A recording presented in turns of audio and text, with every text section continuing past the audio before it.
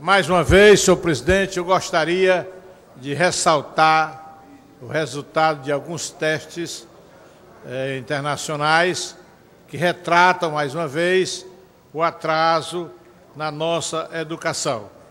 2 testes internacionais e o censo do IBGE trazem o retrato da educação brasileira, cujo avanço foi inexpressivo nos últimos 10 anos. É claro que reconhecemos que houve uma mudança para melhor, mas insistentemente temos falado nesta casa da necessidade de acelerar, de investir mais recursos para que possamos pegar o trem da história, seja no ensino superior, na educação básica e no analfabetismo. O Brasil está muito atrás do apresentado nos países desenvolvidos. Como o fosso é enorme, precisamos de mais recursos e foco nos principais problemas. O primeiro impacto e também a surpresa veio com os números sobre o analfabetismo. Pela primeira vez em 15 anos, houve aumento na taxa de analfabetos. Em 2012, o IBGE registrou 13.200.000 pessoas com idade acima de 15 anos que não sabem ler nem escrever.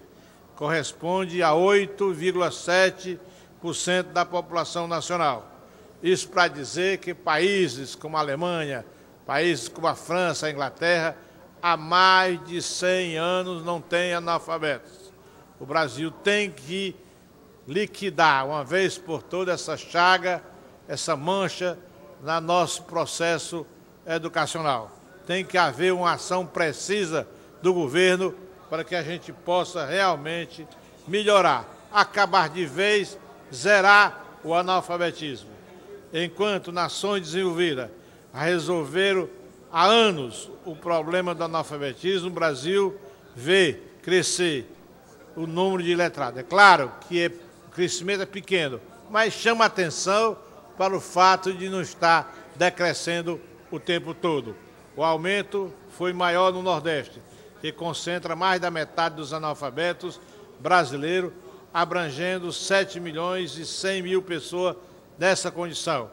Enquanto a taxa de analfabetismo no Nordeste é acima dos 17%, não passa de 5% no Nordeste brasileiro. E aqui retrata, mais uma vez, a disparidade existente entre os estados da federação. A federação prestigia os estados do Sul em contraponto, em detrimento dos estados do Nordeste e do Norte do país. Apenas 3 estados nordestinos conseguiram reduzir a taxa de analfabetismo, entre eles o Ceará, que reduziu de 16,5% para 16,3%. O chamado analfabetismo funcional, que abrange pessoas com menos de 4 anos de instrução, a taxa é de 21%, alcançando 28 milhões de pessoas.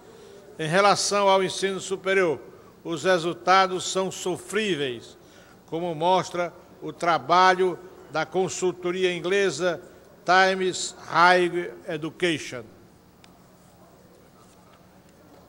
Ela realizou uma pesquisa para estabelecer um ranking internacional. O Brasil só conseguiu incluir 4 universidades entre as 100 melhores dos países emergentes, incluindo os que compõem os BRICS, Brasil, Rússia, Índia, China e África do Sul. Nenhuma de nossas universidades está entre as 10 melhores do grupo. Foram 3 universidades paulistas e uma carioca.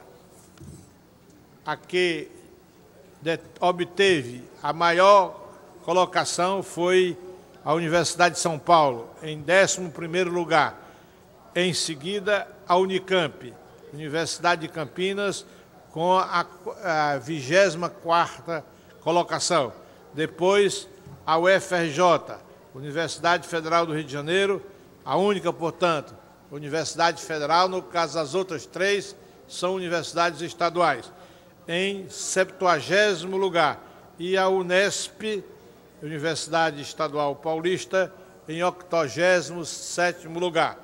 Da rede pública, o gasto maior por aluno é no ensino superior, em torno de 5 vezes mais do que o que se aplica no ensino médio por aluno. Aqui também é mais um problema que há muito o Brasil vive com ele, ou seja, o Ministério, dado o prestígio da universidade, dado a pressão da própria elite, faz com que os recursos do Ministério, a parte do leão, vá para o ensino superior, contrariamente ao ensino básico, que é a parte fundamental, ou seja, dar ensino de qualidade, educação de qualidade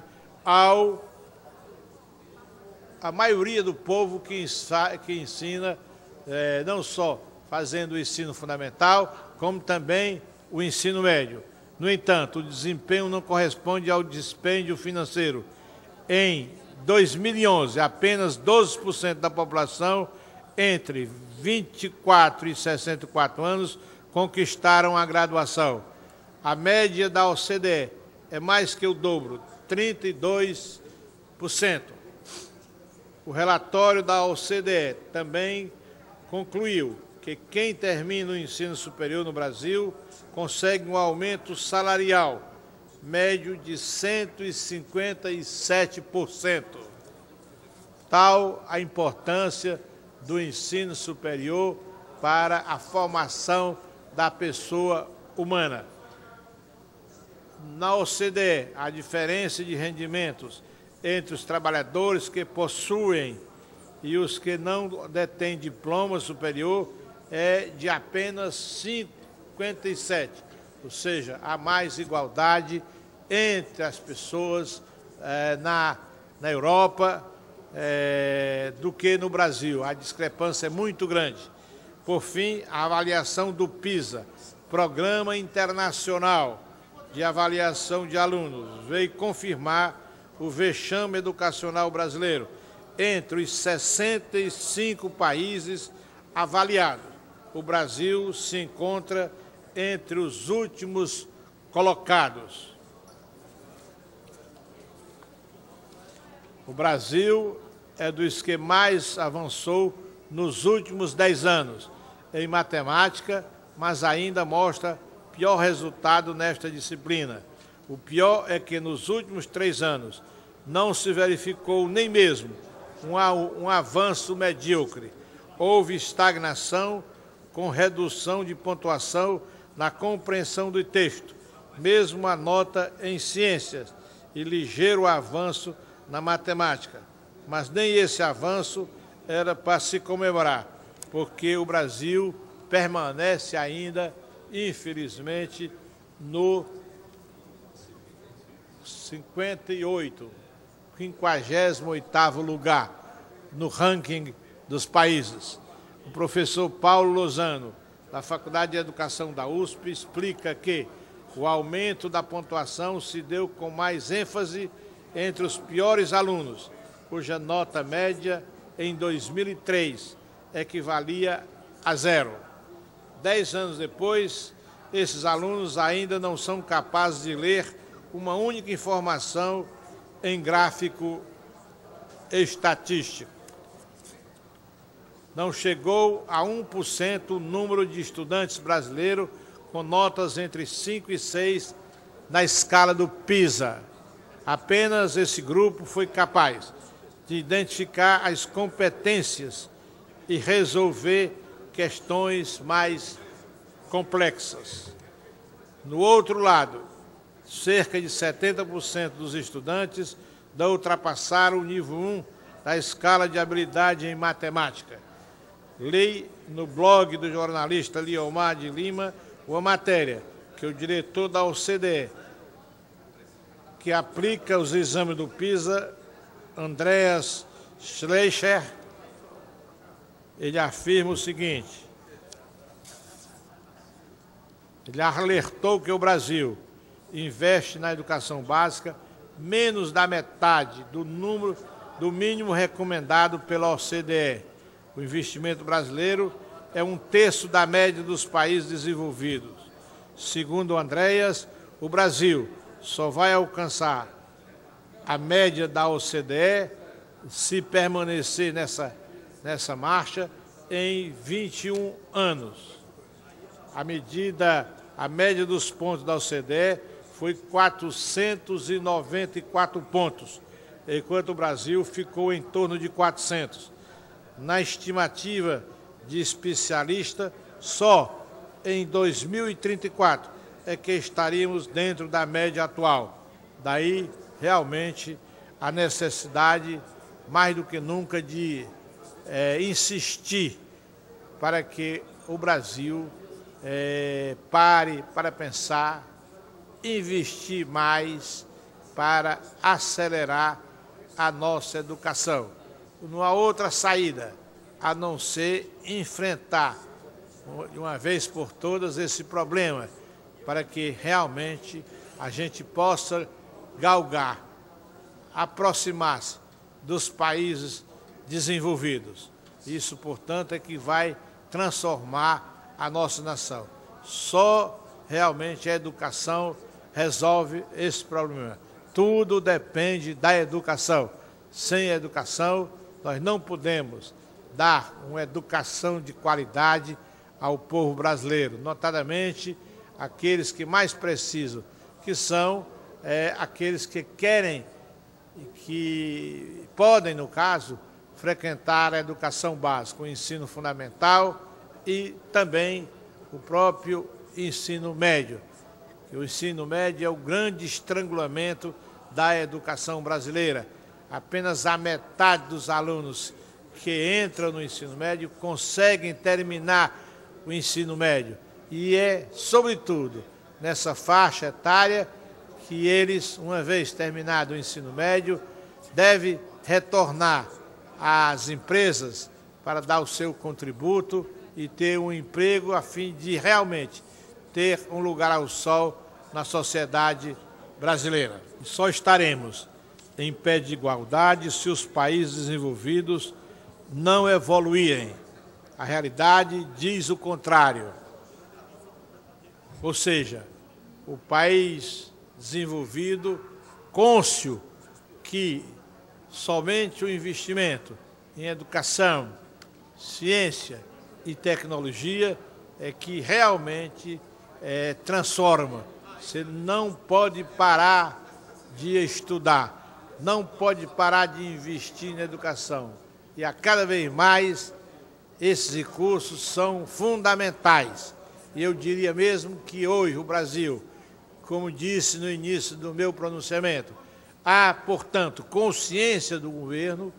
O governo tem realizado nesses últimos 20 anos, mas precisamos mais ainda, muito mais, porque há, portanto, uma conscientização por parte do governo federal, por parte, sobretudo, do Ministério da Educação, por parte dos governos estaduais e também, em menor escala, por parte dos municípios. Mas precisamos alertar que a sociedade ainda não foi suficientemente informada e formada, que realmente as escolas nossas, na sua maioria, não têm qualidade. Temos que lutar por qualidade e lutar de tal maneira que isso abranja a todo o país, de uma maneira mais ou menos equilibrada entre estados do Sul, estados do Nordeste e estados do Norte do país. Só assim nós vamos dar uma educação que ofereça a todos os brasileiros a possibilidade de ter acesso a esta sociedade do conhecimento, que é por intermédio dela que nós vamos realmente tirar o país de onde está e dar um impulso a fim de que a gente possa, com os nossos brasileiros, resolver esse problema e não ter que apelar, como já estamos trazendo gente de fora para suprir as nossas necessidades. Convém no caso, senhor presidente, de mais uma vez alertar para essa conscientização da população. A população tem o dever de saber qual é a situação da educação em nosso país e buscar apoiar as boas iniciativas ou então insistir para que o governo mude em função da sua qualidade, buscar, acima de tudo, uma educação de qualidade. Nós sabemos que o Estado do Ceará realmente está fazendo o seu papel, desempenhando o seu papel, a exemplo do que foi feito com a experiência de Sobral, com a experiência que foi estendida aos municípios, e hoje a criança, chegando aos 7 anos, já sabe ler e escrever.